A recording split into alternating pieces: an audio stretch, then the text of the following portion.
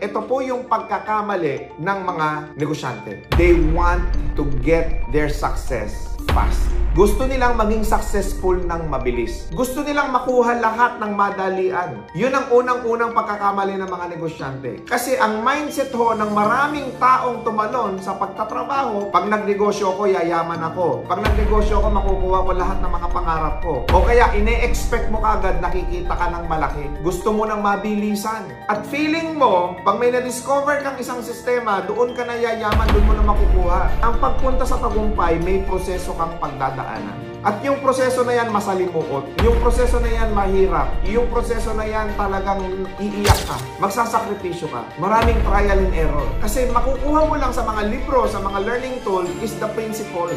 Pero yung experience, kailangan mo talagang daanan yung napakamasalimuot na daan kung ano man industriya ang pinasok mo sa pagninegosyo.